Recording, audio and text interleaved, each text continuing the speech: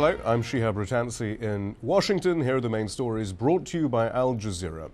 One of the FBI's most wanted al-Qaeda suspects in East Africa is thought to have been killed in a helicopter raid involving U.S. forces in Somalia. Salih al-Naban was reportedly killed along with another Islamist fighter from the al-Shabaab group when their car came under attack on Monday.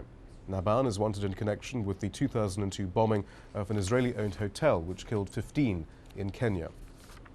US President Barack Obama has marked the first anniversary of the collapse of Lehman Brothers with a stern warning to Wall Street. He called on the nation's financial sector to embrace his plans for regulatory reform.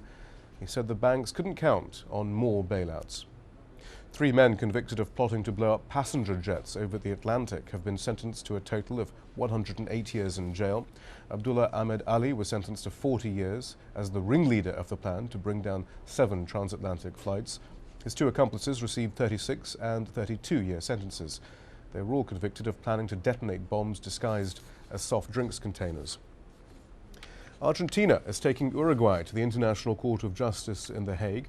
It accuses its neighbor of polluting a river which borders the 2 countries and threatening its ecological future. Argentina claims that Uruguay is flagrantly breaching international law by constructing 2 large mills on the edge of the river. Uruguay denies the accusation, arguing the mills meet all proper environmental standards. China has filed a complaint with the World Trade Organization over a recent U.S. tariff on Chinese-made tires. But U.S. President Barack Obama says he's confident Washington can avoid a trade war with Beijing. As the world's largest economy, the U.S. represents a huge market for Chinese exports. China is the largest holder of U.S. government debt. The release of the Iraqi journalist who was jailed for 3 years for throwing his shoes at former U.S. President George Bush has been delayed. Muntada al-Zaidi was set for early release on Monday for good behavior. Authorities have blamed paperwork and say he will be released on Tuesday. Those are the top stories. You can always keep up to date with the news on our website. The address aljazeera.net/English.